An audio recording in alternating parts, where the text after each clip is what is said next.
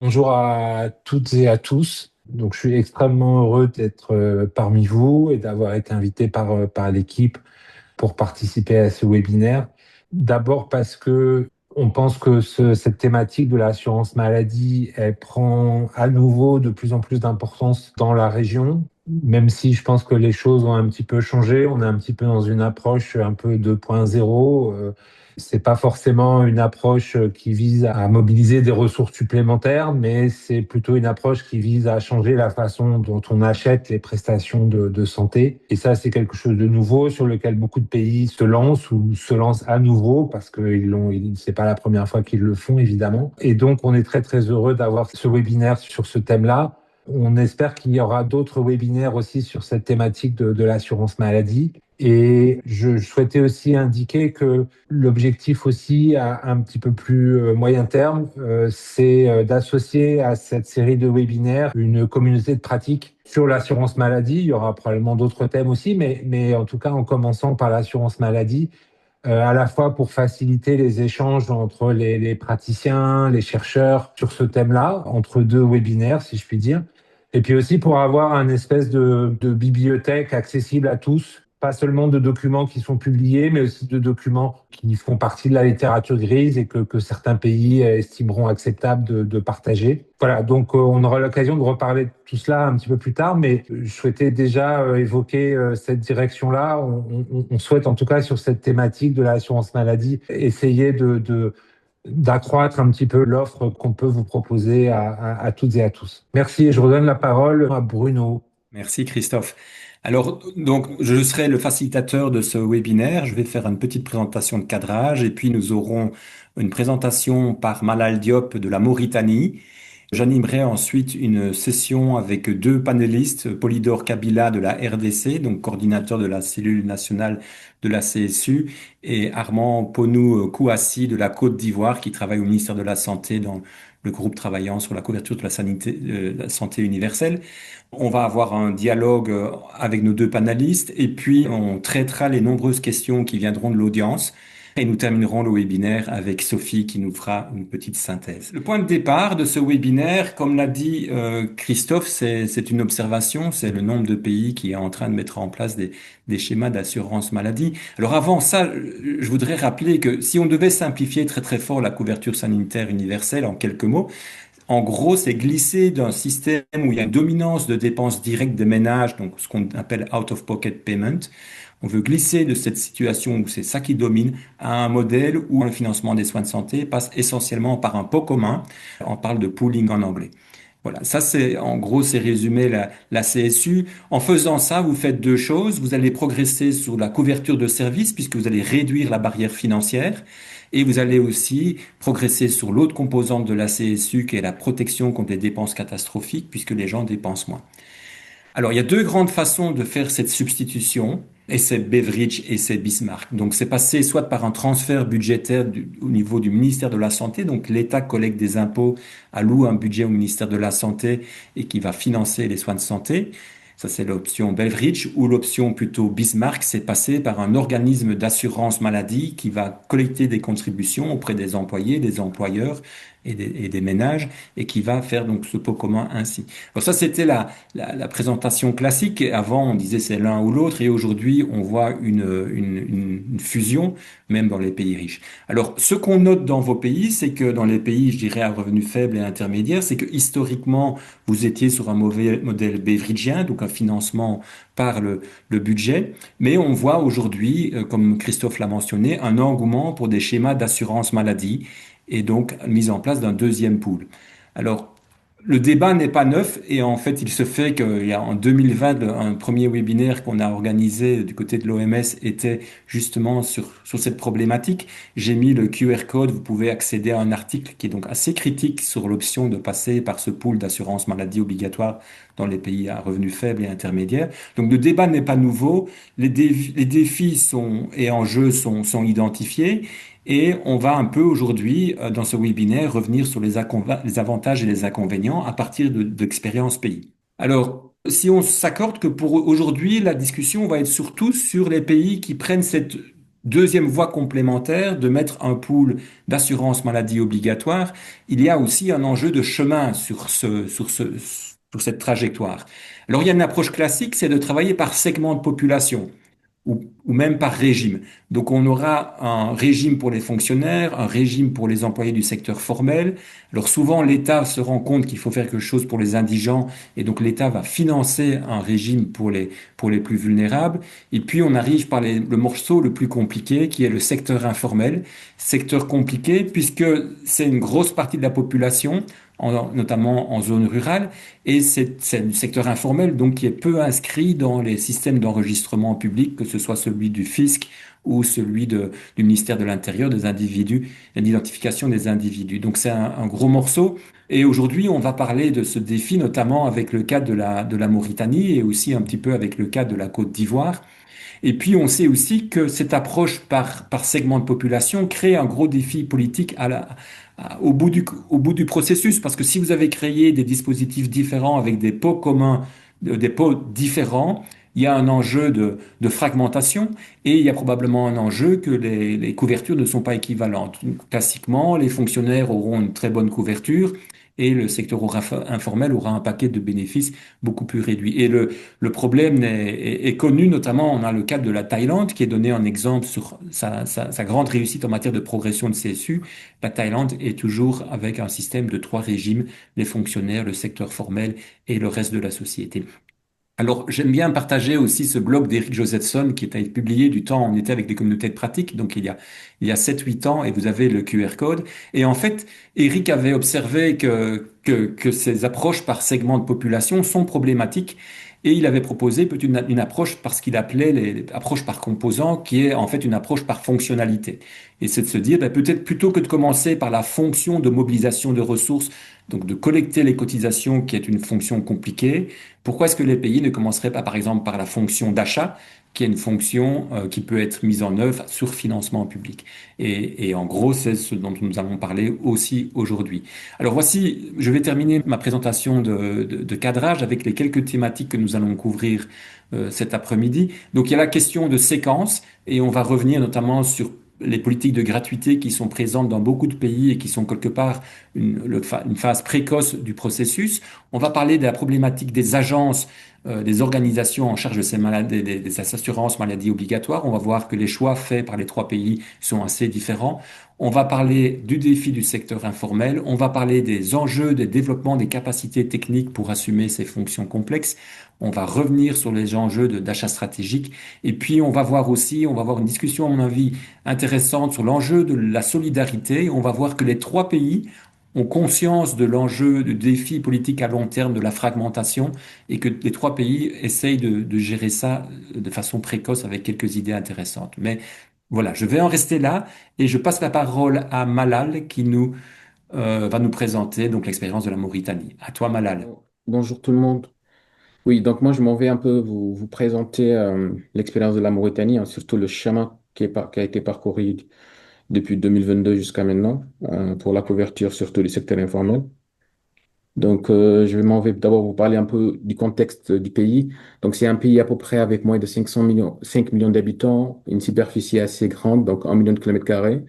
On a 15 régions administratives et aujourd'hui, le nerf de la guerre, c'est que nous avons aujourd'hui 55% de la population, plus de 55% de la population qui est dans l'emploi informel et qu'on cherche à couvrir.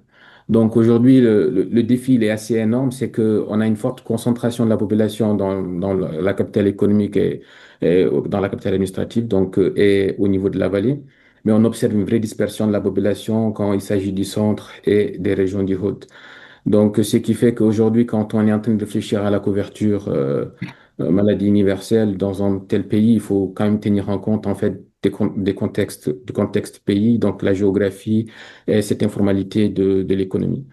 Donc, c'est deux contraintes qu'il faut tenir en compte dans le modèle. Donc, pour rappeler aussi concernant le financement de la santé aujourd'hui, comment est-ce qu'elle est structurée en Mauritanie au moment où on était dans cette réforme. On avait quand même un indicateur clé qui était le reste à charge, qui était à 52%. On avait le financement par capita qui était à 57%.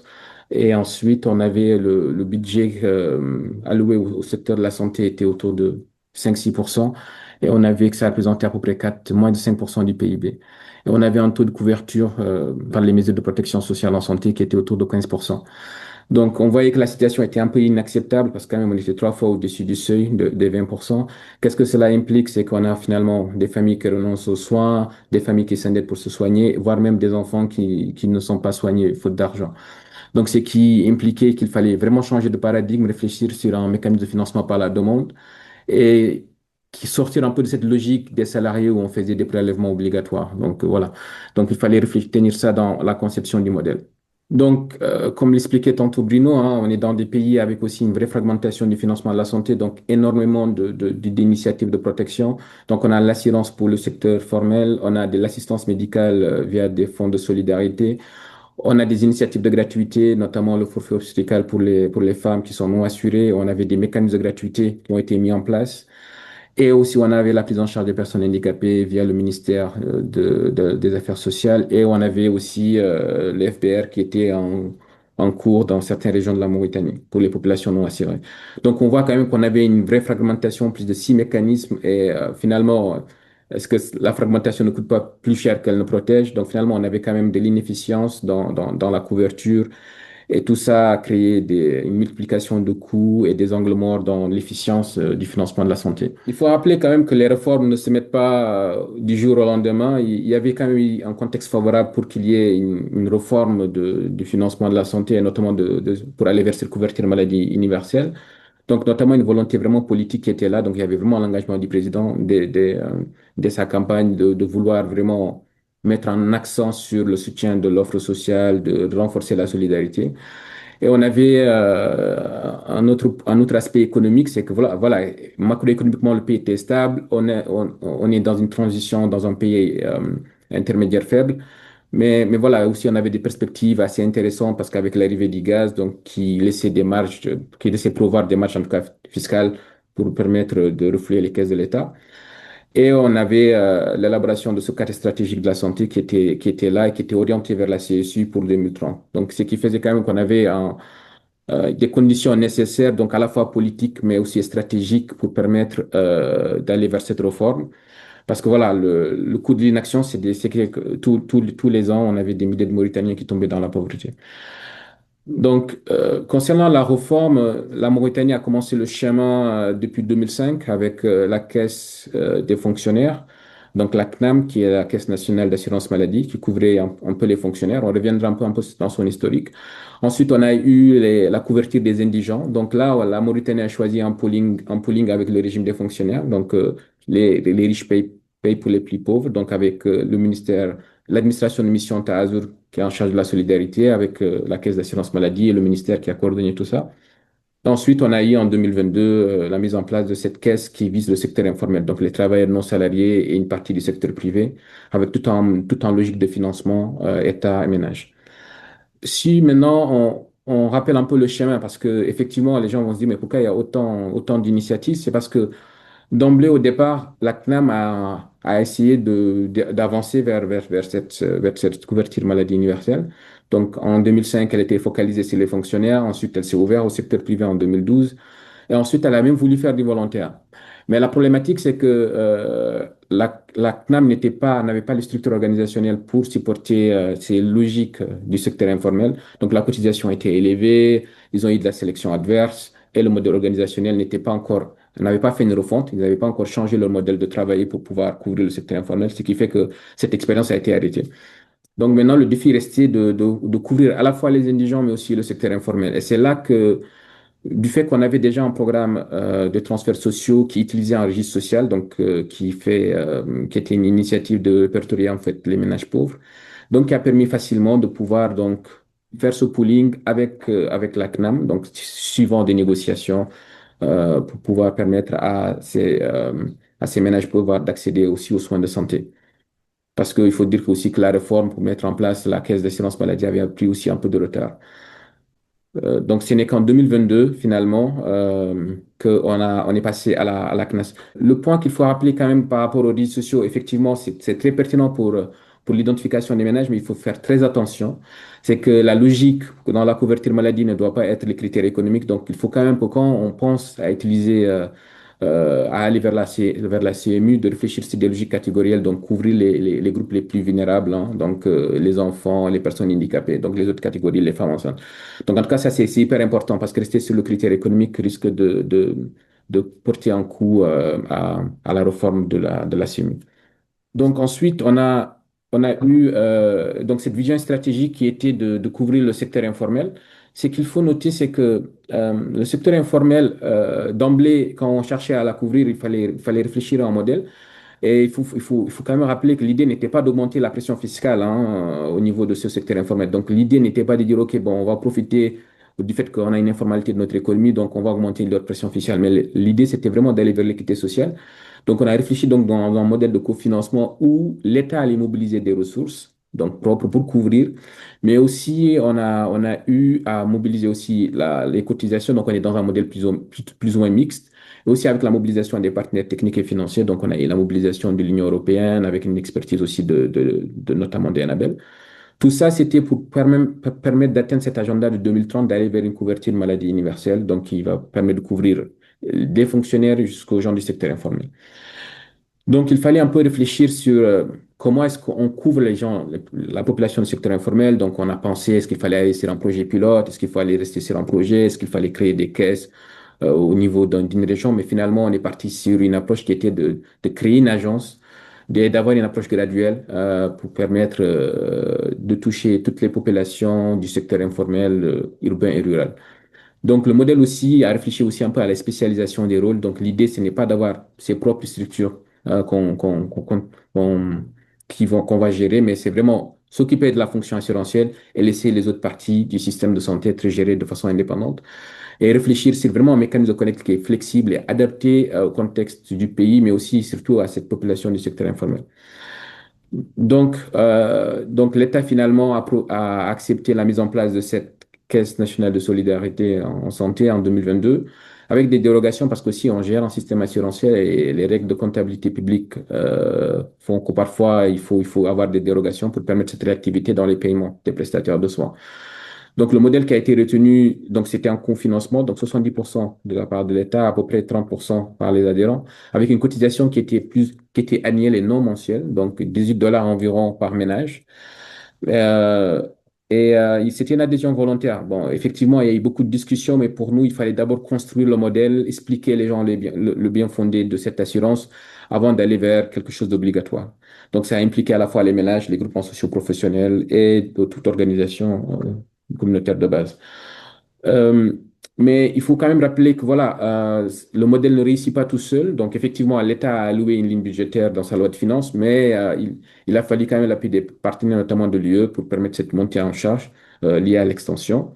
Mais aussi, il y avait une vraie implication des collectivités territoriales, notamment les conseils régionaux et les communes, et notamment aussi les groupements sociaux-professionnels qui permettraient de mobiliser plus rapidement des groupes par filière socio-professionnelle. Et cette dimension que les plaidoyers que peuvent apporter les structures, les partenaires techniques et financiers pour que l'État construise ce modèle et la finance, parce que c'est hyper important pour la pérennisation du modèle. Il faut vraiment une ligne budgétaire, mais aussi il faut une implication à la fois des acteurs locaux, mais aussi des partenaires pour permettre au modèle d'exister au démarrage. Donc là, pour rentrer un peu dans des aspects un peu pratiques du modèle, il faut rappeler que voilà, d'emblée, on vient dans un écosystème avec six mécanismes existants. Donc, il faut construire avec l'existant. Donc, il faut trouver un moyen de construire un panier de soins. C'est la partie la plus difficile parce que d'emblée, on vient pas, on dit que ouais, on arrête les gratuités. Mais voilà, on travaille sur une complémentarité avec déjà l'existant et voir après comment graduellement on pourrait aller vers une intégration de ces gratuités-là dans le panier de soins pour réduire vraiment cette fragmentation. Mais vraiment, la finalité, c'est qu'on arriver à un panier unique. Et je pense que Bruno l'a expliqué tantôt, c'est qu'il faut quand même garantir l'équité de traitement, qu'on soit les secteurs formels ou informels, on doit pouvoir avoir accéder aux soins de la même manière. Donc, et ça entraînera des coûts. Donc, c'est pourquoi il faut y réfléchir, il faut avoir une feuille de route. Parce que augmenter des prestations dans un panier de soins, ça change la cotisation, donc ça change aussi la mobilisation de ressources. Donc voilà, donc il faut quand même avoir vraiment cette phase où on teste un panier de soins essentiel.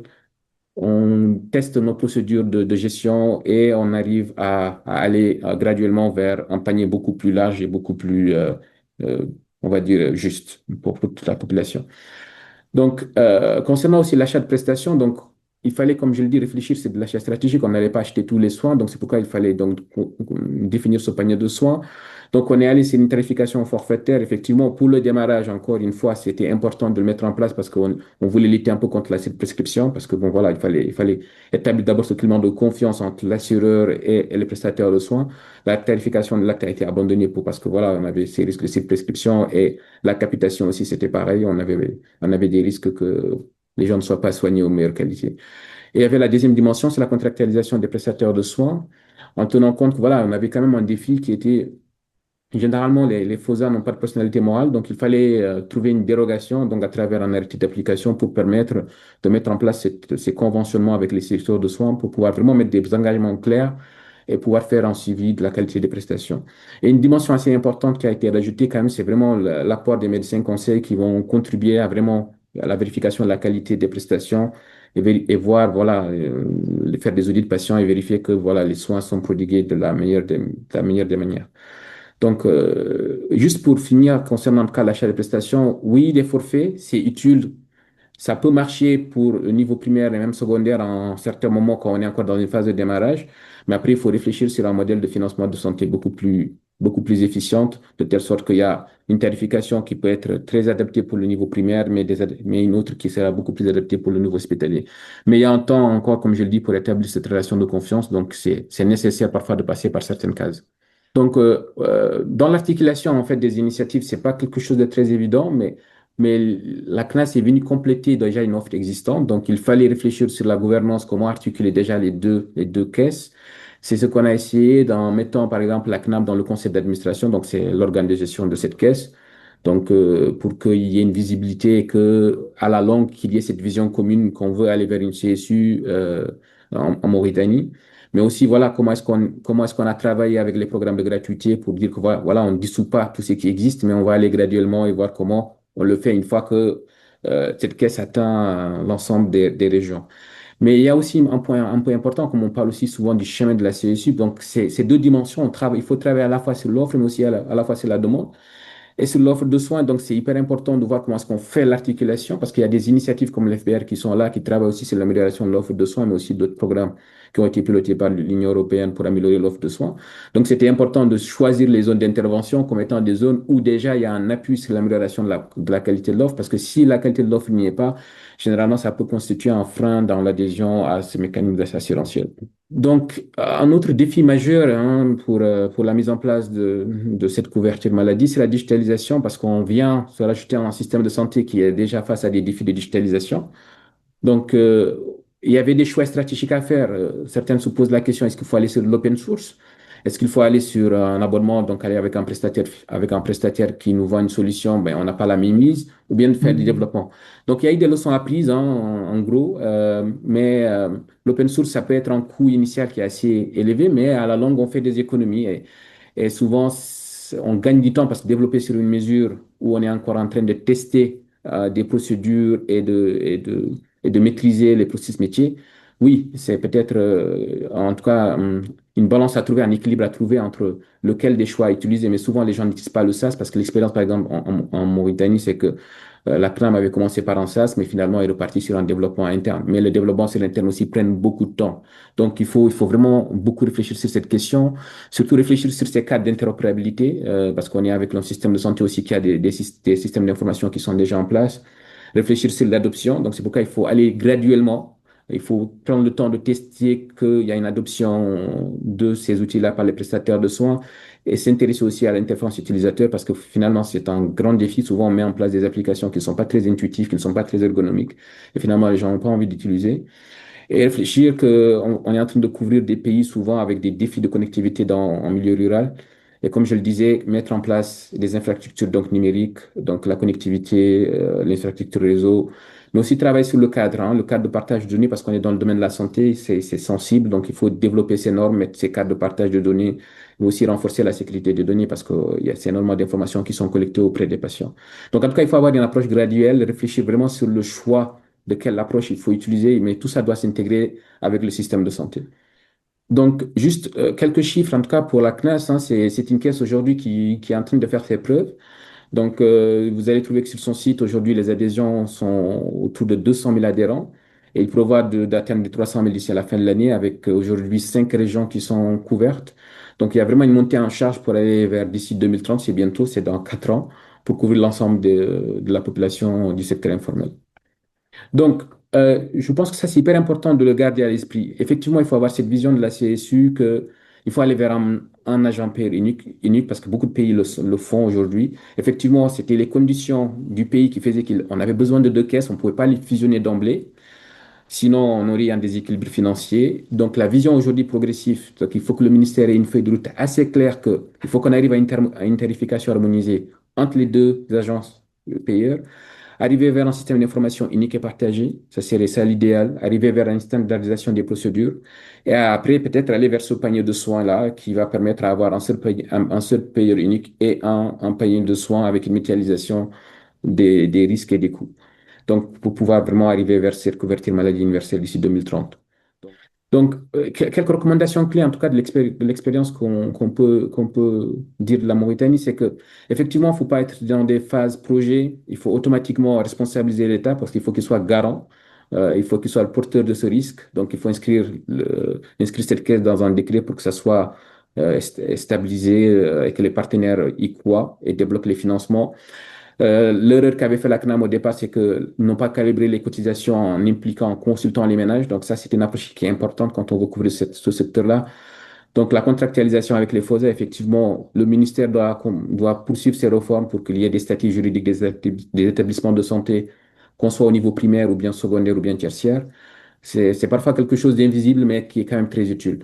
Et les statuts de financement de la santé, il faut en avoir et il faut avoir vraiment une réforme de l'assurance maladie obligatoire, mais il faut y aller pas à pas parce qu'on ne peut pas le dire ou le décréter or qu'on n'a même pas encore couvert l'ensemble du territoire et réfléchir sur cette tarification aussi harmonisée donc par niveau de soins. Donc, je pense que c'est faisable. Effectivement, en fonction du niveau de soins, on pourrait réfléchir sur une tarification différenciée. Donc, il y a une problématique majeure, en tout cas liée au fait qu'effectivement, il y a un décret, mais souvent, ce n'est pas suffisant. On a une loi des finances, on a une inscription. Mais la problématique aujourd'hui majeure, c'est de s'assurer effectivement que la manière dont on couvre les besoins de ces agences-là repose sur des projections actuarielles. On ne peut pas juste se réveiller, le ministère, donc il doit y avoir ce dialogue entre le ministère des Finances, le ministère de la Santé et les agences pour que ça ne soit pas essentiellement basé sur d'autres critères. Les critères doivent être les projections actuarielles. Si on dit qu'on a 100 000 assurés, il faut que l'État mobilise des ressources pour les 100 000 adhérents. Sinon, bon, on se retrouvera encore avec une caisse qui sera en déséquilibre financier. Donc, l'autre aspect, c'est la rapidité des remboursements. Il faut créer ce climat de confiance pour s'assurer que l'adhésion soit pérenne. Il faut une bonne prise en charge, donc s'assurer de la qualité, mais rembourser rapidement. C'est mieux que 1000 pubs, hein. Et réfléchir, comme je le disais, quand on est en train encore sur ce chemin-là, parfois il faut passer par des passerelles, comme on a dû le faire, donc ce pooling croisé entre les indigents et les secteurs formels. Mais il faut clairement disposer d'une feuille de route et avoir carrément peut-être même un organe qui va piloter ce chemin vers la couverture maladie universelle. Mais sans oublier que c'est nécessaire, encore une fois de plus, de rappeler que des partenaires comme l'UE, comme la Banque mondiale sont vraiment nécessaires pour accompagner cette transition des pays vers la couverture maladie universelle. Et je finis par là. Merci beaucoup. Voilà, merci beaucoup Malal, c'est fantastique et je pense qu'on apprécie vraiment ta présentation qui est très très complète et on va passer au panel, on va continuer dans ce passage, ce parcours, un peu une réflexion sur les parcours historiques des pays, donc avec Ponou et avec Polydor, donc avec la Côte d'Ivoire et la RDC. Et je vais peut-être demander à chacun de vous deux de donner aussi un petit peu des éléments contextuels pour que le débat soit plus facile ensuite. Et on va commencer peut-être par toi, Ponou. Euh, Peux-tu nous faire un rapide petit historique du chemin vers la CSU pris par la Côte d'Ivoire? Merci Bruno. La Côte d'Ivoire est un pays qui compte environ 30 millions d'habitants, avec une densité de la population de 100 000 habitants au kilomètre carré et a une population secteur informel qui représente environ 92% selon les statistiques de l'OIT en 2022. Donc, pour le chemin vers la couverture sanitaire universelle, la Côte d'Ivoire a démarré dans les années 73 déjà avec la mise en place du mutuel des fonctionnaires, donc qui couvrait naturellement les fonctionnaires du secteur formel. Par la suite, en 2001, il y a eu une tentative de mise en place d'un programme d'assurance maladie. La loi a été adoptée en 2001, mais cette loi a été abrogée par la suite. Dans les années 2010, des programmes de gratuité ont été initiés, notamment en 2011 avec une gratuité généralisée des soins. Ensuite, cette gratuité a été recentrée autour de la cible des enfants de moins de 5 ans et des femmes enceintes en 2012. Et donc, ce parcours-là a eu un point culminant en 2014 avec l'adoption d'une loi portant instauration d'une assurance maladie obligatoire pour l'ensemble des résidents en Côte d'Ivoire. Donc, cette assurance couvre aussi bien les nationaux que les non-nationaux. Dans sa conception, cette assurance prévoit deux régimes. Un premier régime qui est un régime général de base qui couvre l'ensemble des personnes du secteur formel et du secteur informel. Donc, à ce niveau, déjà, on a une différence avec la Mauritanie où on a un programme, un régime qui inclut les deux secteurs. Ensuite, il y a un régime d'assistance médicale qui couvre essentiellement les personnes économiquement faibles dont les cotisations sont essentiellement assurées par l'État. En ce qui concerne le régime général de base, la cotisation est une cotisation par personne et par mois, contrairement à ce qui est prévu en Mauritanie où la cotisation se fait par ménage et par année, qui a concerné environ 150 000 étudiants et qui a permis de tester les outils de mise en œuvre. Ensuite, par la suite, en 2019, il y a eu une extension à l'ensemble du pays et qui a permis de pouvoir couvrir l'ensemble du territoire. Donc, il faut signaler que donc, ce programme est mis en œuvre parallèlement au programme de gratuité avec un esprit de complémentarité et avec aussi un dispositif de renforcement de l'offre de soins comme en Mauritanie, notamment avec la stratégie de financement basée sur la performance qui a été initiée depuis 2016 et qui aujourd'hui est à échelle. Sur la gouvernance, la Côte d'Ivoire a fait le choix d'une seule caisse, donc la Caisse nationale d'assurance maladie, qui assure la gestion de ces deux régimes en s'appuyant sur des organismes de gestion délégués aussi bien pour la collecte des cotisations, surtout dans le secteur formel, et en s'appuyant sur des organismes pour la gestion des prestations. Et aujourd'hui, par exemple, la caisse des fonctionnaires assure la gestion des prestations pour les fonctionnaires. Donc ici, on a fait vraiment le choix d'avoir une seule caisse et qui permet d'assurer vraiment cette mise en commun des ressources. D'autres ministères interviennent dans la mise en œuvre, notamment le ministère de la Santé avec la Direction générale de la couverture maladie universelle où je travaille et qui a pour mission de s'assurer que le dispositif de prise en charge est présent dans l'ensemble des établissements et donc adresser tous les problèmes opérationnels que les assurés pourraient avoir dans l'accès aux prestations couvertes par la CMU. Et avant de revenir sur les défis majeurs, au niveau du financement, contrairement à la Mauritanie où, par exemple, pour le secteur informel, c'est subventionné à 70% par l'État, le système en Côte d'Ivoire est basé essentiellement sur la cotisation sociale et donc la contribution de l'État couvre seulement les cotisations pour le régime d'assistance médicale et l'État contribue à la cotisation des fonctionnaires en tant qu'employeur sur le dispositif prévoit que l'employeur paye 50% de la cotisation et que l'employé lui-même paye 50% de la cotisation. En termes de défis, le premier défi, c'est la coordination. Vous voyez toutes les entités qui sont impliquées dans la mise en œuvre. Donc, il y a un défi de coordination. Il y a un défi de l'adhésion du personnel de santé et des populations eux-mêmes qui sont pour la plupart des primo-assurés. Il y a un défi sur la fonctionnalité du dispositif en milieu, surtout en milieu rural, avec les problèmes de connectivité et des défis technologiques. Un autre défi sur la cotisation du secteur informel, je pense qu'on pourra revenir là-dessus, puisque après 10 années de mise en œuvre, cette proportion est faible. Et les deux derniers défis que je pourrais évoquer, c'est sur la tarification, notamment le paiement des établissements et le défi de la complémentarité de l'ensemble des mécanismes de couverture sociale qui existent. Donc, voici les premiers éléments que je voulais déjà partager avec vous sur le cas de la Côte d'Ivoire. Nous allons revenir après sur comment la CMU s'articule avec les autres mécanismes. Merci beaucoup, Ponou, c'est très clair. Et donc, on va passer à la RDC. Et alors, la RDC, Polydor, on a eu un webinaire il y a 1 an et on a entendu Henri Kamvounze qui nous présentait les développements législatifs autour de la CSU en RDC qui sont assez récents. Donc, l'expérience de la RDC est plus jeune. Quelque part, je dirais, le territoire est peut-être moins encombré en termes de dispositifs publics ou de mise en commun des ressources domestiques, et donc vous devez construire des choses. Vous êtes encore un stade assez précoce. Donc, pourrais-tu quand même rapidement présenter les récents développements en RDC? Bonjour Bruno et bonjour chers collègues amis. Merci pour l'opportunité. Je voudrais dire que NRDC, déjà, il faut se dire que c'est un pays assez large, vaste, avec une population qui avoisine les 120 millions de personnes, qui est bien sûr confrontée à beaucoup de problèmes de santé publique, et parmi lesquels des épidémies récurrentes, dont celle d'Ebola, rougeole, monkeypox et aussi bien sûr celle en rapport avec le choléra. Donc il y a pas mal d'urgences santé publique au-delà, bien sûr, de besoins en termes de santé de la mère et de l'enfant de la reproduction, en termes de nutrition, etc. Le besoin donc d'améliorer, de faire passer par une forme du système de santé s'est imposé de soi-même du fait d'indicateurs en termes de mortalité et de morbidité en ADC qui n'étaient pas très reluisants. Et donc, je voudrais dire que, comme Bruno l'a dit, la RDC s'est engagée sur le chemin de la CSU assez récemment, comparé par exemple à la Mauritanie, je dirais même beaucoup plus à la Côte d'Ivoire.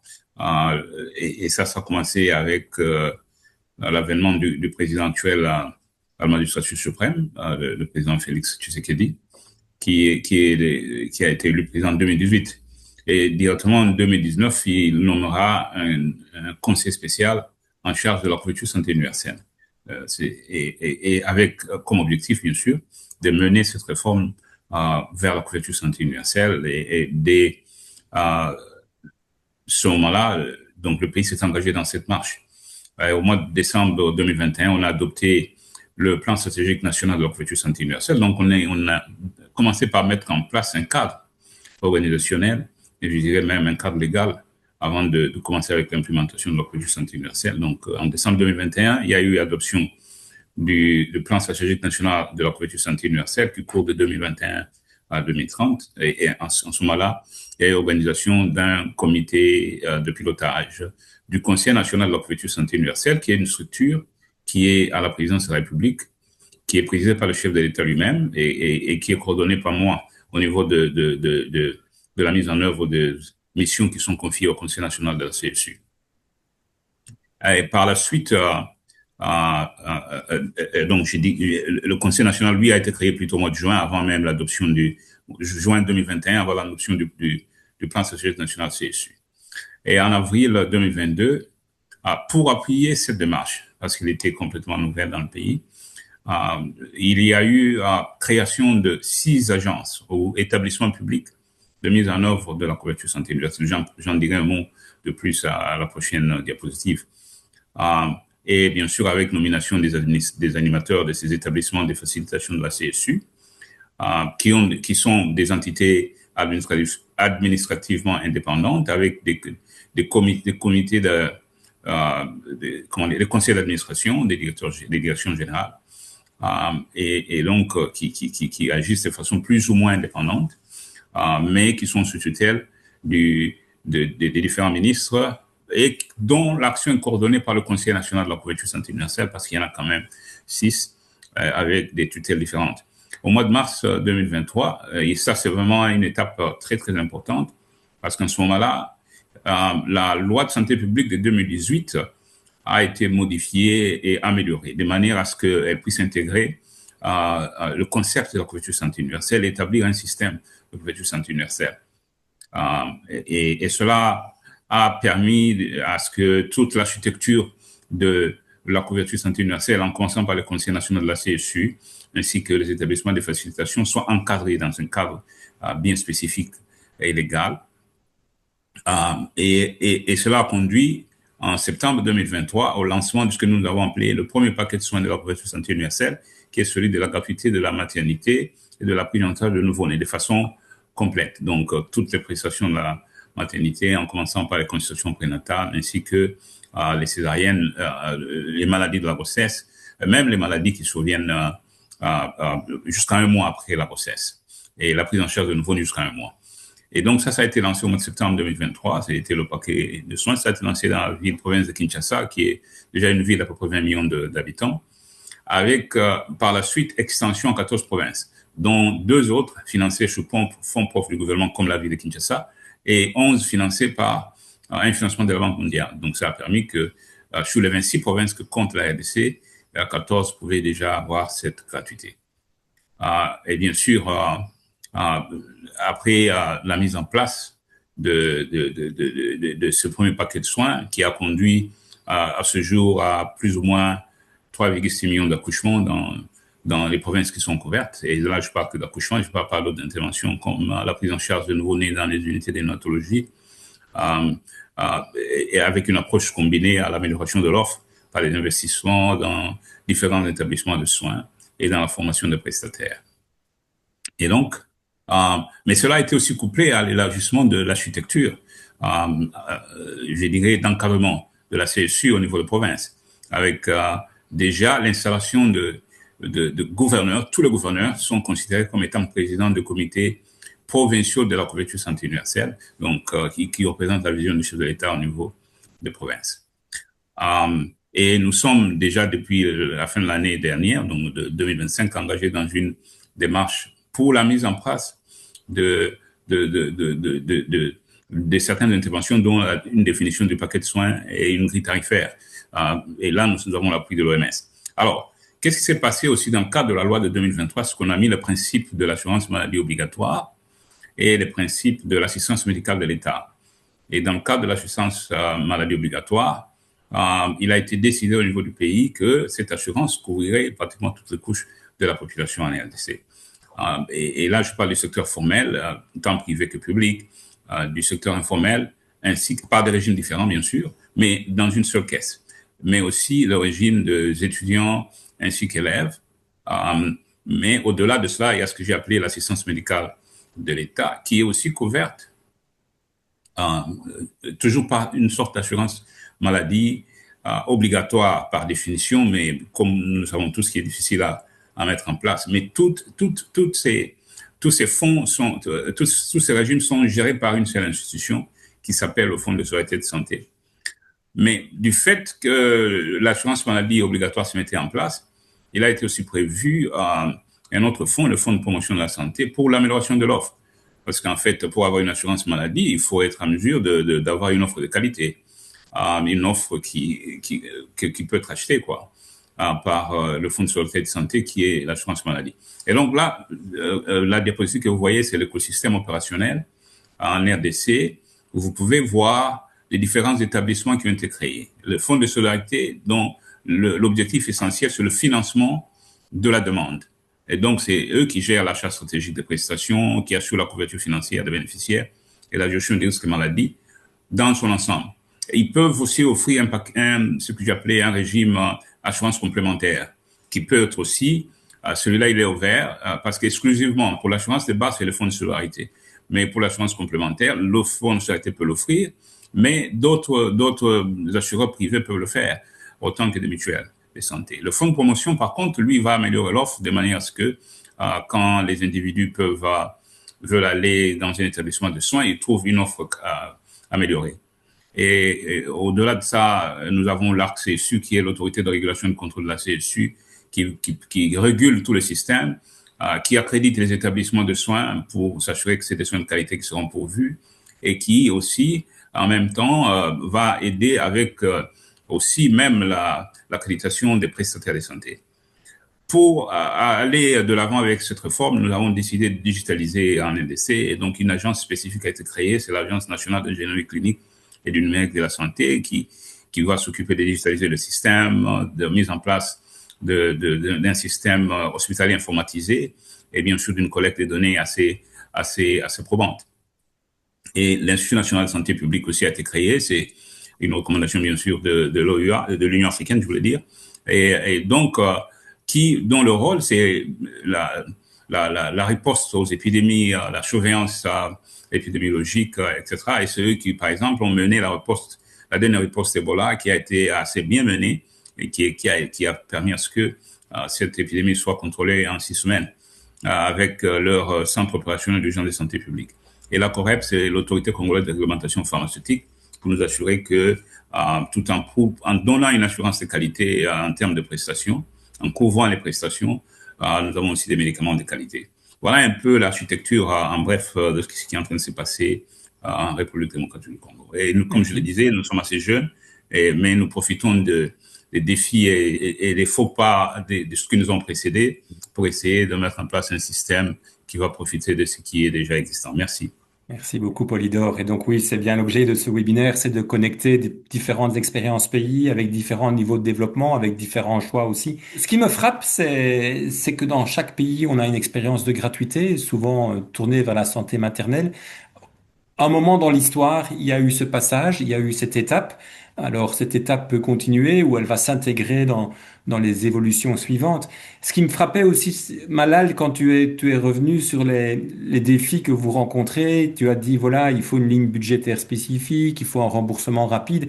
C'est exactement les mêmes défis qu'on a connus avec les politiques de gratuité ou qu'on connaît encore aujourd'hui avec les politiques de gratuité. Donc, ça confirme un peu la vision d'Éric Josephson qui disait, il y a un chemin à faire en termes de fonctionnalité et Malal a parlé de processus métier. Donc, il y a une sorte d'apprentissage à faire en termes de processus métier et de fonctionnalité avant de basculer vers des fonctionnalités qui sont plus complexes. Et c'est bien ce qu'on entend, par exemple, du cas de la RDC. Donc, très vite, peut-être sur ces politiques de gratuité pour nous, on a eu un atelier GFF, OMS, Banque mondiale, il y a 2-3 ans à Yamoussoukro, et je me rappelle qu'il y avait, c'était un atelier tourné vers la CMU, mais on avait quand même parlé beaucoup de la gratuité. Est-ce que tu peux juste donner quelques éléments de contexte sur cette expérience de gratuité, comment elle s'articule sur vos efforts en matière de couverture maladie universelle? Merci Bruno. Effectivement, comme je l'ai dit, depuis 2012, on a un programme de gratuité des soins qui couvre la cible des enfants de 0 à 5 ans et les femmes enceintes. Et donc, ce programme de gratuité lié aux maladies verticaux qui ont été mis en place à partir des années 2000. Et donc, dans la conception de l'assurance sociale, il a été prévu un dispositif de complémentarité. Donc, dans le panier de soins des deux régimes, les prestations qui faisaient l'objet d'exemptions pour la cible des enfants de 0 à 5 ans et les femmes enceintes et les paniers de soins des programmes de santé ont été exclus. Et donc, cela soulève certains défis. En plus du défi de financement qui est réel. Le premier défi majeur, c'est pour le bénéficiaire final. Quelle est la limite entre le panier de soins de la gratuité et les paniers de soins du régime d'assistance sociale? Lorsque ces prestations, dont les intrants pour offrir la gratuité ne sont pas disponibles, comment la couverture maladie universelle peut prendre le relais pour assurer la prise en charge? La même problématique se pose pour les prestataires aussi qui se retrouvent face à eux avec des patients qui sont assurés, mais bénéficient d'un programme de gratuité alors que des défis se présentent dans la mise en œuvre. Sur le financement, je donne un exemple, par exemple le défi de financement.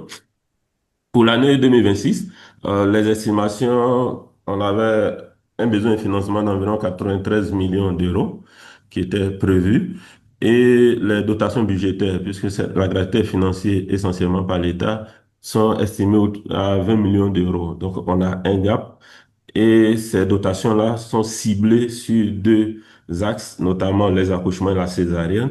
Donc, on a d'autres prestations de la gratuité pour lesquelles les des dotations budgétaires n'existent pas.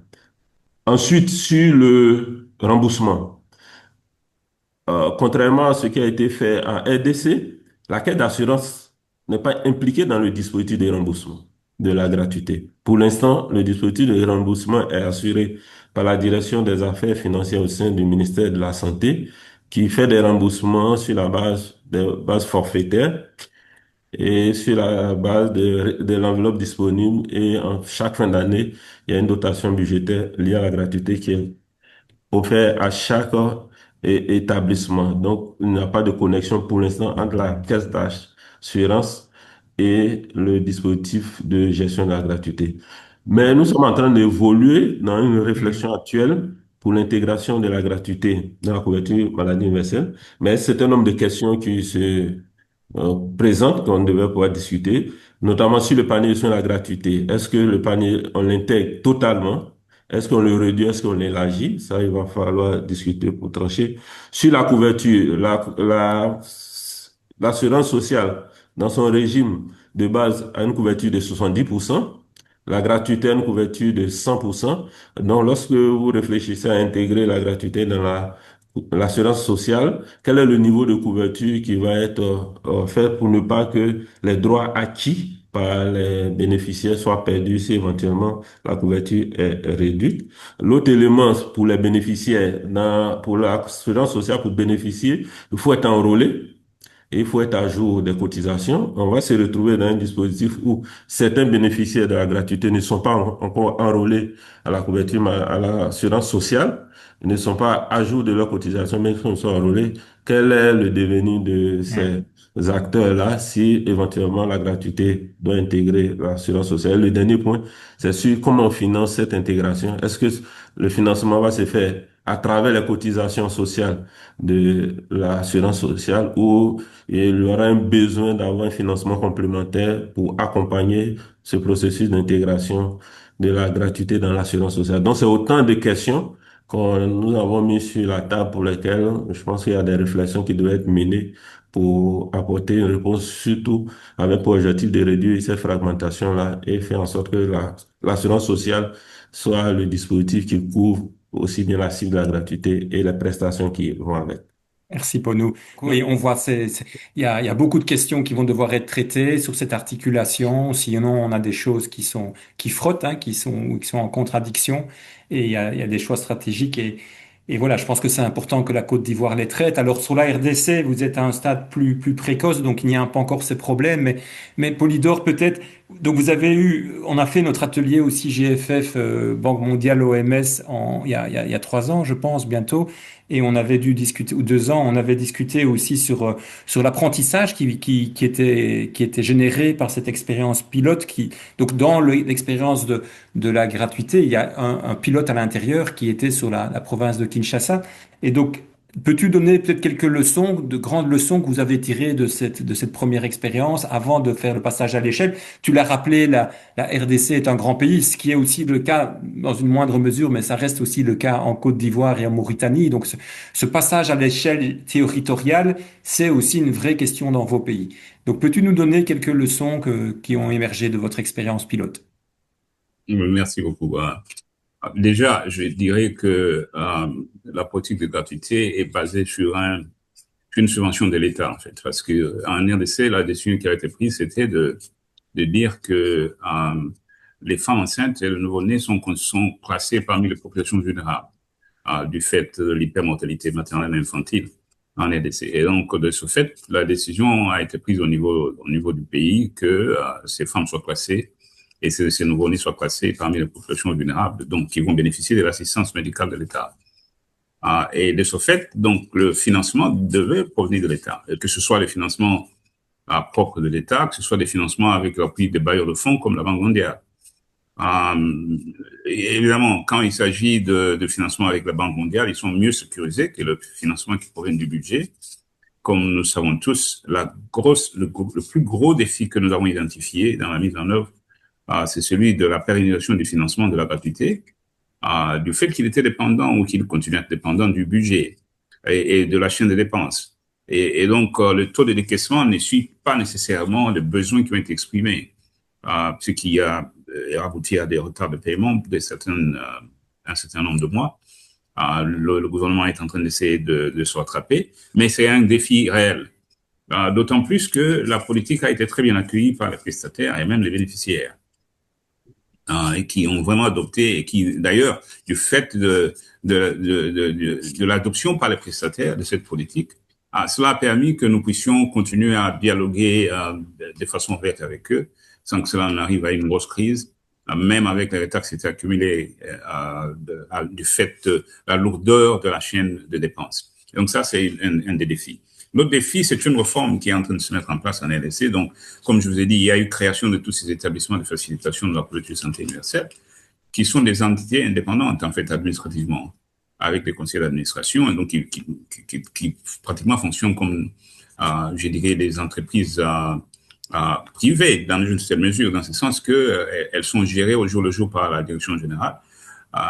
C'est pas le ministre qui leur dit ce qu'il doit faire, bien sûr. Il rapporte au ministre comme autorité de tutelle. Et là, je profiterai peut-être pour dire rapidement quelque chose, que le Fonds de solidarité et le Fonds de promotion, les deux sont sous la tutelle du ministre de la Santé. Et donc, quand même, rapportent dans une certaine mesure, comme tous les établissements et entités publiques, je crois, dans tous les pays du monde, il y a une autorité de tutelle. Mais cela ne les empêche pas d'avoir une certaine autonomie. Alors, qu'est-ce que cela crée comme défi? C'est que l'administration traditionnelle du ministère de la Santé, donc le secrétariat général, avec les différentes directions, ont eu l'impression qu'il y avait une dichotomie d'action. Qu'on arrachait certaines de leurs missions régaliennes et ils étaient attribués à ces établissements. Mais la question, c'est de savoir que c'est une réforme. Et évidemment, il y a des directions du secteur qui vont perdre certaines fonctions qu'elles exerçaient avant du fait que ces fonctions sont attribuées à certains de ces établissements. Mais ça fait partie de la réforme. Et donc ça c'était aussi un autre défi, même bien qu'il est un peu général, mais qui s'est aussi manifesté dans le cadre de la gratuité. Autre chose que nous avons remarqué dans le terme de mise en œuvre, c'est l'accompagnement de l'amélioration de l'offre. Vous savez, quand on commence avec la politique de gratuité, ça ne signifie pas nécessairement que nous avons, partout où nous voulons aller, une offre de qualité. Et donc, pour circonscrire cette question, nous nous sommes dit que nous n'allons pas seulement utiliser les établissements publics, les établissements de soins publics. Et donc, nous nous sommes assurer que tous les établissements de soins, toute l'offre de soins disponibles, que ce soit le privé, que ce soit le confessionnel, que ce soit le public, va être utilisée. Et c'est ce qui s'est passé dans cette expérience. Alors, en ce qui est de l'élargissement du programme à d'autres provinces, ça aussi c'est un défi, bien sûr, parce que comme c'est une subvention de l'État, évidemment, il faut que le financement suive. Et c'est un défi. Voilà. Mais avec l'appui de la Banque mondiale, on a quand même pu faire des avancées, comme je l'ai dit, jusqu'à atteindre 14 provinces. Voilà, merci Polydore. Mais donc c'est vraiment intéressant, hein. On voit qu'en gros, rien qu'avec la politique de gratuité, vous montez en capacité, vous construisez un écosystème, vous faites de la séparation des fonctions, vous acquérez des processus métiers, comme disait Malal. En même temps, voilà, vous essuyez les plâtres et vous mettez en exergue aussi les problèmes qui vont se poser si on veut être encore plus ambitieux. Et notamment, le premier problème, tu l'as reconnu, c'est le financement public. Donc, il y a une sorte, ces politiques de gratuité ont aussi un rôle peut-être éducatif, si je peux utiliser le mot, pour les autorités, pour le ministère des Finances, pour les autorités nationales, pour comprendre les implications aussi de certaines décisions qui sont lourdes en matière de budget et de réformes, comme tu l'as dit. Et les réformes impliquent bien sûr des changements et des bouleversements. Alors, on va écouter l'audience. Je vais passer la parole à notre ami Nouria qui a suivi avec attention les questions qui sont venues de l'audience. Nouria, j'imagine qu'on a pas mal de questions. Est-ce que tu peux revenir avec quelques questions? J'aimerais bien qu'on réécoute notamment Malal, qu'on revienne un peu sur l'expérience de la Mauritanie. Mais Nouria, je t'écoute. Peux-tu nous faire un petit résumé?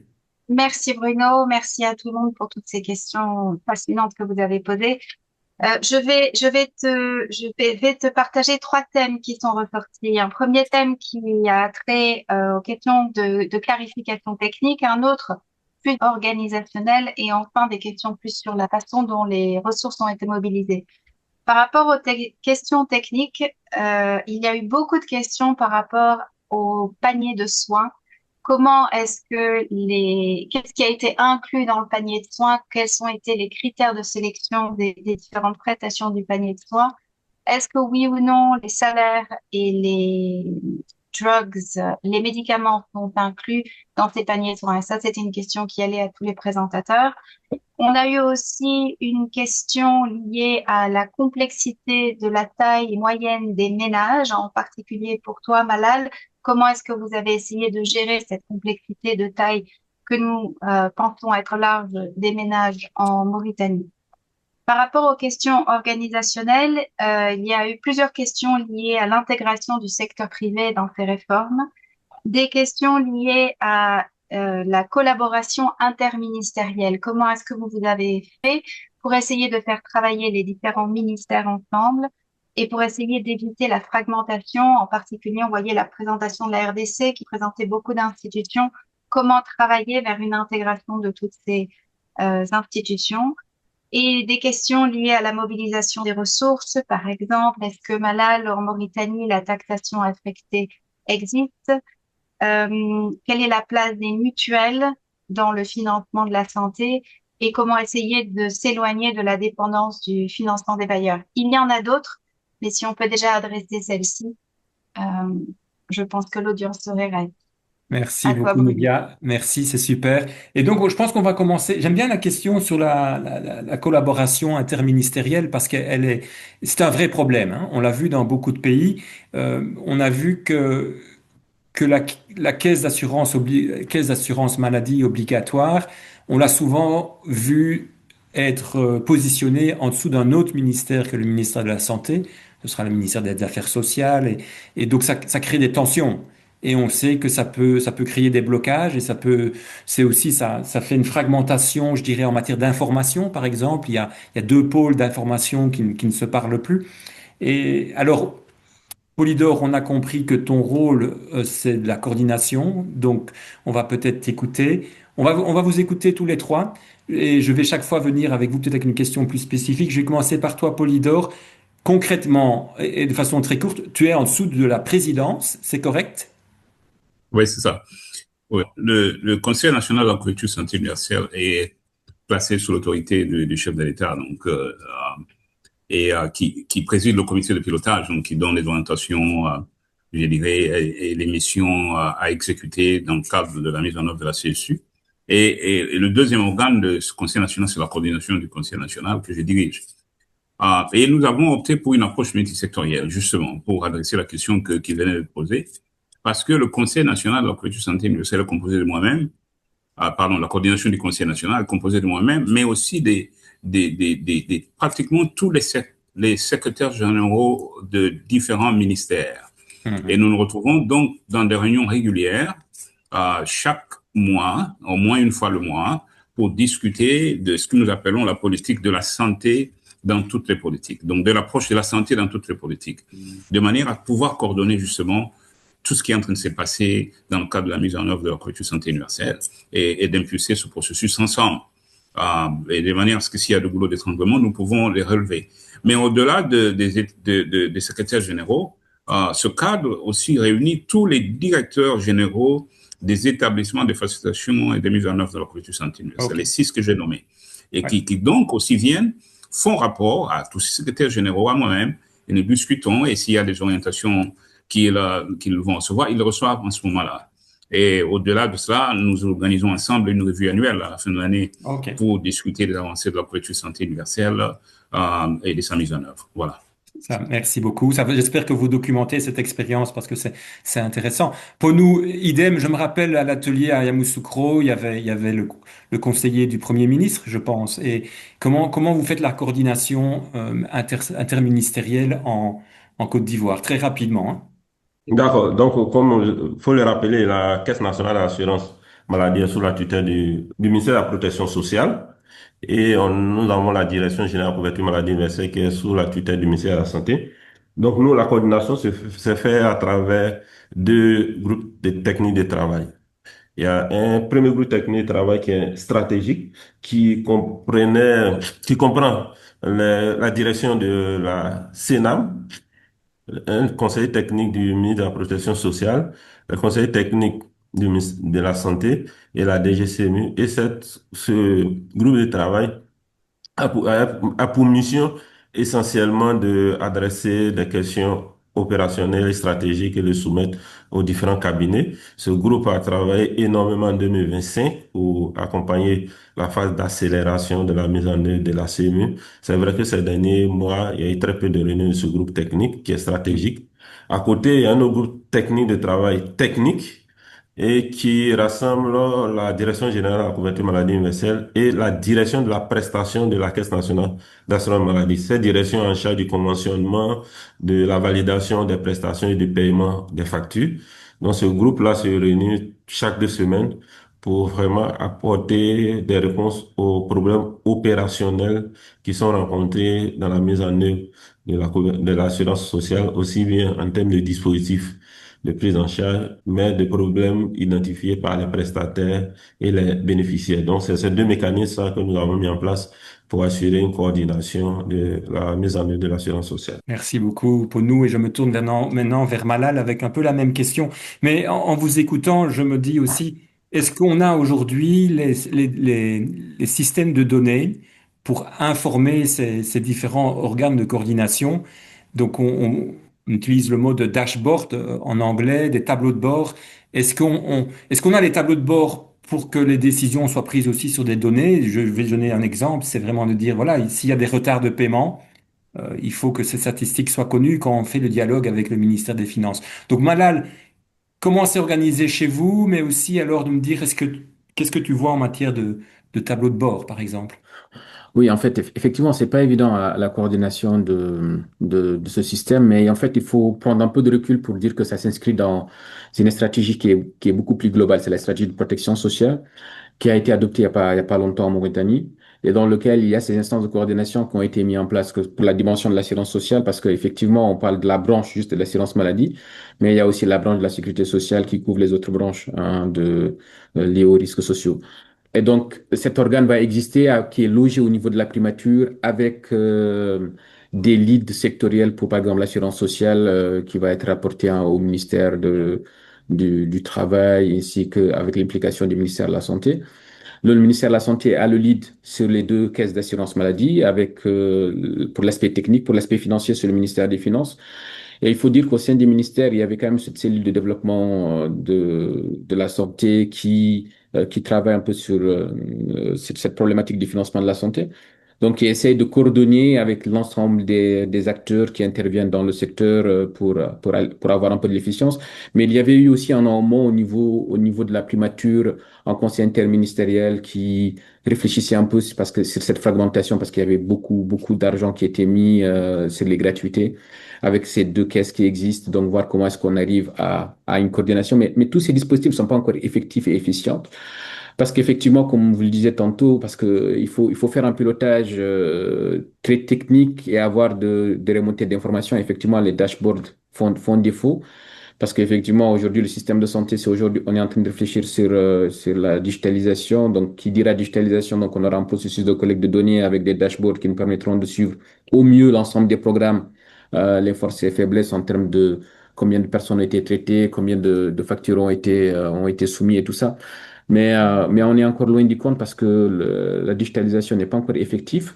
Pour une caisse comme la CNAS, effectivement, elle en dispose, mais pour l'instant, c'est qu'elle doit pouvoir communiquer avec les autres acteurs qui restent encore problématiques. Donc, il faudra que le ministère, en tout cas, comme je le disais tantôt, surtout si on veut que ce dialogue réussisse, qu'il y ait vraiment cette interopérabilité, donc un cadre d'interopérabilité entre les différents acteurs et qu'il y ait vraiment un pilotage. Le ministère de la Santé peut bien sûr faire le pilotage, mais l'une leçon apprise quand même qu'on retient de l'assurance maladie, c'est qu'il faut une agence de régulation finalement parce qu'on oublie souvent la partie des assureurs privés. Donc, si une fois qu'on parle des assureurs publics, qu'on parle des complémentaires, il faudrait quand même réfléchir un peu à cette structure-là. Et je pense que la RDC a déjà pris ce choix-là, mais il faut en tout cas une entité qui n'est pas jugée partie, donc qui est un peu centrée par rapport à ces structures. Et voilà, donc nous, c'est encore en construction. Les cadres sont en train de se mettre en place, donc les stratégies sont en train d'être adoptées. Et maintenant, il faut juste des plans d'action et s'assurer effectivement que tout ça sera coordonné de façon efficiente. Hein. Ouais, merci Malal. Donc on voit la complexité et je pense aussi qu'on couvre beaucoup de sujets aujourd'hui. Et donc Christophe, en début de webinaire, a mentionné cette idée de lancer une communauté de pratique et de partager entre pairs. Il y a beaucoup, beaucoup d'enjeux. Il y a beaucoup de le répertoire des processus métiers est très large et donc on va devoir traiter beaucoup de questions, je pense, et ce sera un chantier à long terme. Mais donc je pense par exemple que la question des tableaux de bord est un élément important pour les conseils d'administration aussi des différentes agences. Alors, tu le dis toi-même, Malal, ben, il y en aura plusieurs des agences parce qu'il faut aussi éviter les conflits d'intérêts. Et donc, même si le choix de la RDC est un peu impressionnant en disant six agences, c'est beaucoup, hein, Polydor. Je peux aussi comprendre que le ministère de la Santé soit un peu inquiet parce que c'est beaucoup de fonctionnalités. Mais on voit aussi que ces agences, on a parlé de l'agence d'accréditation, tu confirmes, l'agence d'accréditation a travaillé pour la politique de gratuité, elle a testé son job, elle a dû faire l'accréditation des cliniques et des hôpitaux qui font la gratuité, donc vous travaillez avec le privé, tu confirmes, hein?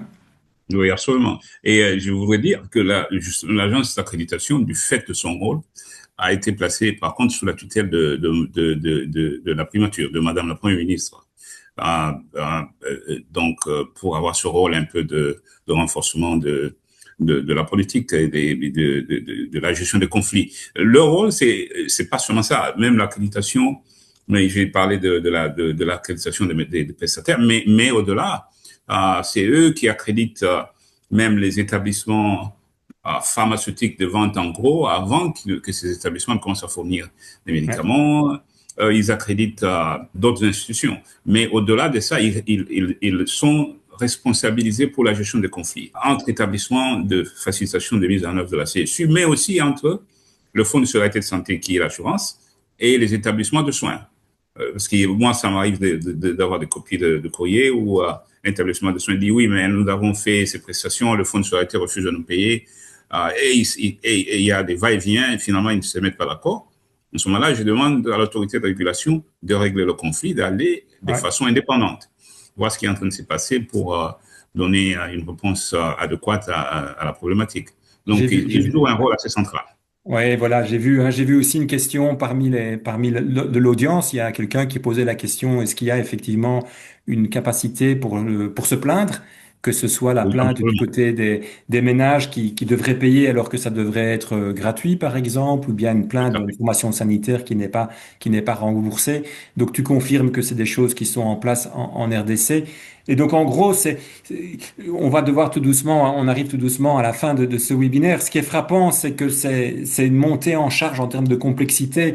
Et Malal, je pense que l'histoire que tu as présentée de la Mauritanie a montré tout ce processus de complexité croissante. Et on a senti il y a des choses qui sont faites par étapes. Ce qui m'a frappé avec la Mauritanie, c'est que l'État est bien présent, a reconnu très tôt qu'il fallait cofinancer le régime pour le secteur informel.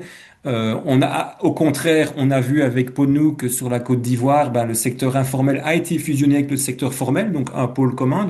Un pôle commun, ça c'est un modèle intéressant, mais avec une absence de financement par l'État, l'État ayant décidé de financer, de prioriser ses ressources sur le régime d'assistance pour les plus pauvres et les plus vulnérables. Donc on voit quand même des choix politiques différents. On a entendu aussi Malal qui a parlé en Mauritanie où la solidarité dès le départ a été mise en place. Enfin, on a demandé aux fonctionnaires très tôt et le secteur formel, on leur a demandé très tôt d'être solidaires avec les indigents. Et donc ça, je pense que c'est un message important. Et je sais aussi qu'en RDC, vous avez quand même l'ambition d'aller vers un panier commun qui serait identique pour tout le monde. Alors Nouria l'avait dit, il y avait des questions sur la gestion des paniers, la définition des paniers. On a vu du côté de la Côte d'Ivoire que c'est très compliqué parce que plus vous avez de la fragmentation, plus il va falloir gérer ces territoires en disant qu'est-ce qui est dans un panier et qu'est-ce qui est dans l'autre. Euh, Malal, si j'ai bien retenu, c'est que vous allez aussi vers des paniers communs, hein, ou en tout cas des paniers identiques, peut-être pas encore communs, mais identiques. Et vous avez aussi réfléchi comment les politiques de gratuité devaient s'articuler sur ces paniers. Alors je ne sais pas, peut-être que l'un d'entre vous veut faire un dernier petit mot, mais on arrive tout doucement à la fin et j'aimerais bien laisser suffisamment de temps aussi pour ma collègue Sophie qui va faire la synthèse. Donc, Ponou, Malal, Polydor, Vous avez encore quelque chose à dire ou bien on va à la synthèse? Peut-être sur le paquet de soins en disant que la démarche que nous avons entreprise, bien sûr, il y avait déjà la définition d'un paquet de soins, mais je pourrais l'appeler transitoire, qui a été fait par des experts pays. Mais pour le moment, nous avons une grosse équipe de l'OMS qui est en train de nous accompagner pour qu'on définisse davantage ce paquet de soins. Et la tendance qu'on le définisse sur la base d'une liste d'interventions qui sont priorisées et qui sont costées, de manière à ce que bien sûr, on a un paquet de soins, mais que nous pouvons nous permettre d'avoir sur la base du financement qui est disponible. Voilà. Voilà. Donc d'accord, on se réjouit et donc je souhaite plein succès à cette collaboration. Malal, Ponou, Bon, non, mais effectivement, on ne pourra pas répondre à toutes les questions, mais bon, c'est ravi dans le cadre de la communauté de pratique de partager les expériences.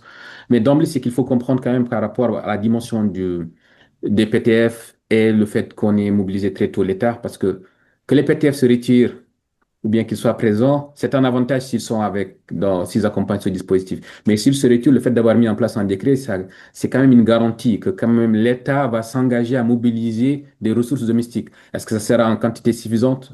Oui ou non, mais c'est là qu'il faudra après réfléchir, comme on l'a dit tantôt, des taxes d'affectation, ou bien réfléchir même sur d'autres dispositifs d'efficience, parce que parfois c'est juste une meilleure articulation, même parfois l'argent est là, c'est juste que c'est un peu éparpillé. En tout cas, c'est ça la leçon apprise, c'est que il faut un leadership. Ces réformes ne se conduisent pas tout seul. Il ne suffit pas de créer les agences et de les laisser tout seuls. Il faut qu'il y ait une autre entité qui pilote. Je pense que l'expérience, il y a des leçons à tirer sur l'expérience aussi de la RDC, sur le fait qu'il y ait quand même un système de pilotage. Nous, c'est écrit dans le cadre un cadre référentiel qui est la stratégie de protection sociale. Maintenant, il faut mettre tout ça en œuvre et il faut vraiment mobiliser tous les acteurs. Encore une fois de plus, les partenaires sont utiles parce qu'au démarrage, souvent, mobiliser des ressources domestiques, ce n'est pas la chose la plus évidente parce que c'est un processus aussi qui est long parce qu'on parle de fiscalité. Donc oui, il faut laisser aussi le temps aussi de l'État de s'approprier tout ça. Voilà, c'est le mot de la fin. merci Malal et Ponou, 30 secondes maximum. Je pense que pour nous, l'un des défis majeurs également, c'est comment on articule des programmes d'assurance avec un renforcement des soins primaires. Et donc, ça soulève toute la question de la tarification. Est-ce que c'est le même mécanisme de tarification que nous devons avoir en milieu hospitalier, comparé au niveau des soins primaires avec tous les défis que cela comporte? C'est un chantier sur lequel nous sommes et nous pensons que c'est un point qui devait faire l'objet d'attention dans l'ensemble des pays. Très bien, merci Ponou. Et tu nous ramènes un peu au thème principal de cette série de webinaires qui est effectivement le financement des soins de santé primaires. Et donc, je pense que pour la communauté de pratique, ce sera un aspect important. Donc, merci à vous trois.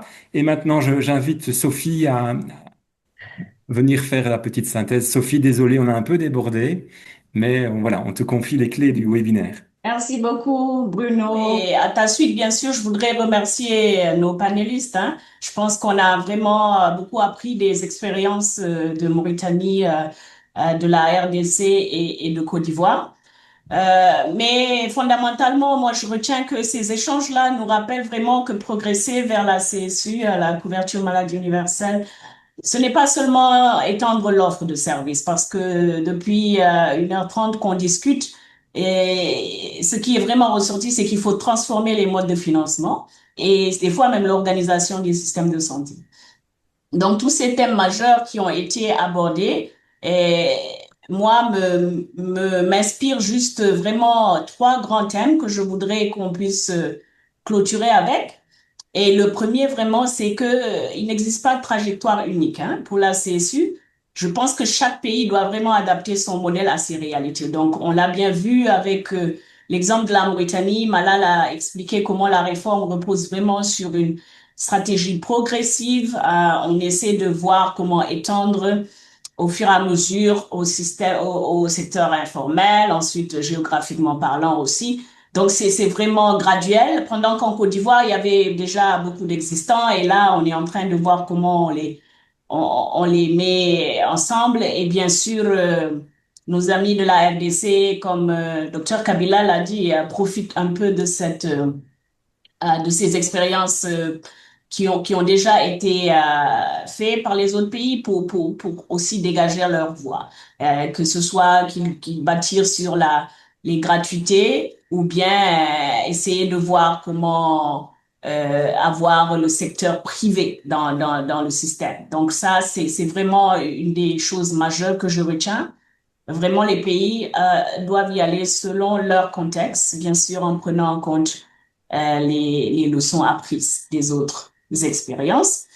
Ensuite, on a bien vu que l'articulation entre les politiques de gratuité, l'assurance maladie, n'est pas toujours claire, effectivement, parce que comme tu l'as dit, les politiques de gratuité étaient déjà là. Beaucoup de pays ont ça. Maintenant, comment on fait pour qu'ils soient dans l'assurance maladie, dans l'assurance et en termes de leur financement, c'est vraiment quelque chose aussi de très pertinent parce que beaucoup de nos pays sont dans cette situation et je pense que en Côte d'Ivoire, on l'a bien vu, il y a vraiment des questions à régler. Est-ce que ça va être la même cotisation? Qu'en est-il de la couverture? Et puis, qu'est-ce qu'on fait par rapport à la tarification? Donc, tout ça, c'est pour dire que bien que, bien sûr, l'objectif doit être un payeur unifié pour vraiment assurer l'équité, ce n'est pas si simple que ça. Et des fois, si on n'y va pas doucement, ça peut vraiment faire cracher le système parce que là, il s'agit vraiment que les personnes qui vont bénéficier de cette gratuité ou de l'assurance maladie puissent y bénéficier de façon effective. Parce que sinon, il se crée une sorte de découragement ou de désillusion qui fait que les populations diminuent leur adhésion à cet élan. Et là, même si on revient avec du financement et même un schéma meilleur, des fois, il y a cette désillusion qui est déjà là. Donc déjà, moi, je pense que ce sont des questions importantes à s'arrêter et à penser à ça avant de s'engager trop. Donc là, effectivement, ouvert à réflexion. Ensuite, bien sûr, hein, l'ancrage institutionnel et bien sûr la gouvernance. Ça, on l'a entendu pour la RDC, mais aussi également pour les autres pays.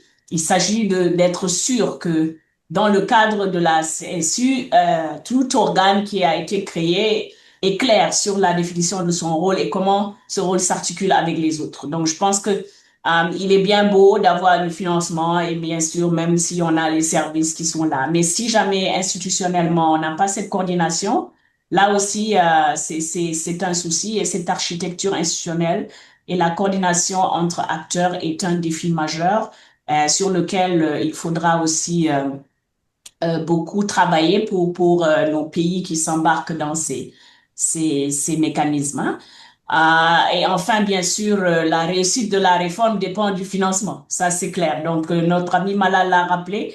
Moi, j'ai bien aimé le, le push ou bien l'appel pour la sécurisation de la ligne budgétaire de l'État. Parce que, encore une fois, et là, Dr Kabila vous le dira, on discute un peu sur ça aussi, comme il a dit sur la RDC. L'idée, c'est pas que parce qu'on a mis en place une assurance, parce que peut-être il y a des cotisations qui arrivent, il faut que l'État se désengage un peu, parce que non, l'État doit vraiment pouvoir sécuriser cette ligne budgétaire, que ce soit sur l'assurance ou d'autres sortes de mécanismes de financement, spécialement à cause des couches vulnérables, mais aussi par rapport même à l'équité entre les groupes qui vont être impliqués dans cette assurance. Donc vraiment, cet financement domestique est très important.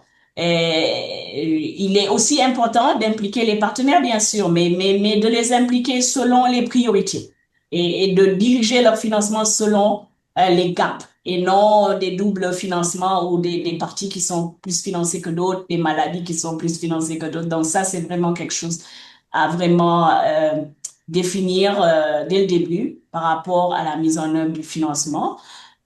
Et là, bien sûr, on le sait tous, hein, en définitive, hein, toutes ces expériences de partage sont très importantes, très intéressantes. Je me réjouis encore qu'on ait eu cette possibilité parce que dans notre région, en Afrique ici, il y a beaucoup de pays qui s'embarquent dans ces assurances et d'avoir la possibilité de pouvoir continuer la conversation dans une communauté de pratiques telle que Christophe nous l'a annoncé serait une très grande chose et et je me réjouis d'avance qu'on ait cette opportunité pour continuer le débat. Donc, merci vraiment à tout le monde. Et puis, Bruno, je te remets la parole. Merci beaucoup Sophie. Donc voilà, merci à tous d'avoir été avec nous aujourd'hui. On espère que ce webinaire vous a plu. Donc voilà, suivez-nous. On compte aussi sur vous sur la diffusion, la promotion de ce webinaire. Merci à tous pour votre participation. Merci encore pour vos intervenants, c'était fantastique. Et donc au prochain webinaire et à bientôt.